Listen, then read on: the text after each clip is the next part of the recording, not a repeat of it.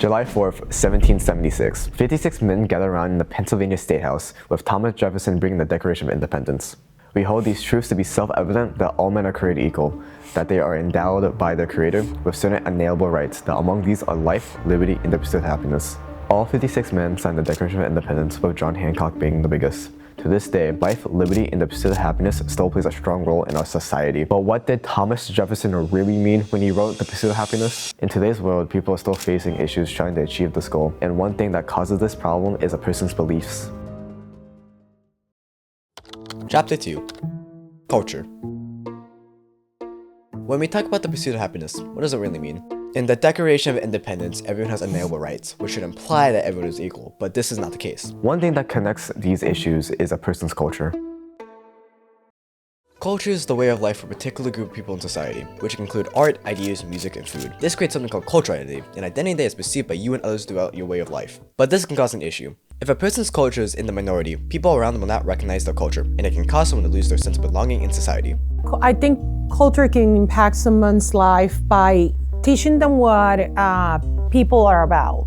You know, I am actually born and raised in Puerto Rico. And so having said that, the making and how I am and how I behave, it is influenced by the culture, how I grew up and what I saw in my family, in my parents, you know, and my friends in school. I find myself a lot of times explaining why I react and do the things that I do because it's the way that I grew up. And so I internalize things and see things in a completely different way that a true Texan would. This can cause many problems, like lack of recognition for a person's heritage or people disrespecting their customs. I love my country, and that's what this book is about. It's saying, no. American like me. I'm American, and nothing anybody says can take that away from me. All of these issues can ultimately lead to mental health problems. Chapter 3. Mental health. A study conducted in 2025 shows that 62% of adults report feeling uncertain about their culture, identity in today's globalized world. People develop anxiety, depression, and other mental health disorders which can affect their pursuit of happiness. When I notice students who are struggling with mental health but not saying much about it at school, there may be signs like if their grades are declining or if I see them sitting by themselves a lot more versus associating with friends more.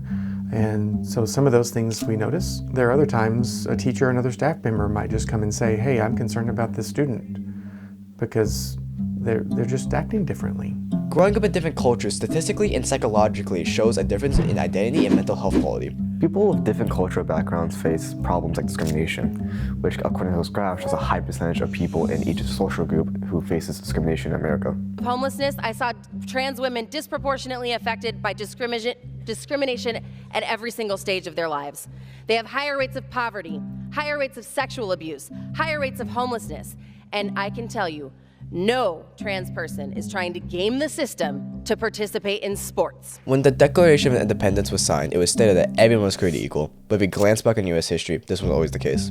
Today, our society has grown more accepting of different cultures and people's cultural identity, but we can always make it better, and one way to accomplish that is to create an inclusive community. Chapter 4. Communities and Service. Communities are filled with people with the same culture, ideas, and passions who all help each other. Charitable acts not only bring happiness to others, but also provide self-fulfillment, a way to pursue happiness. Cultural and social factors that affect identity are also linked to social motivation, the will to connect with others. I think it's important for youth to get involved in community service because it helps you to forge your own identity.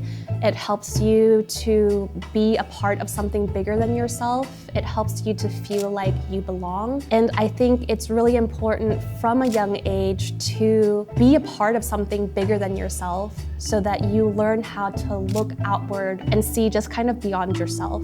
People are joining communities to feel a sense of belonging and feel safer. But most of these communities are being attacked by people invading their cultural space. In 2024, the FBI released a report of 11,679 hate crime incidents involving 4,243 victims in the United States. And 76% of those hate crimes were motivated by cultural hate. This might sound pretty bad, but these communities have risen and stood up for themselves in response to hate. These actions have strengthened communities, especially minorities, with a newfound respect for other people outside of these communities, and more people are connecting together to find and accept their cultural identities. Chapter 5, a call to action. As humans, we have access to these rights, but not all of us can find our own identity, or find a safe community, or even fit with our own culture. If you are one of those people or know someone who faces this issue, I highly encourage you to find a way. Find a way to create a safe community or respect the people around you. It could take a long time and you might know where to start, but that's how you grow as a person. Through trial and error, you'll succeed, but you have to keep pursuing these goals to truly find happiness.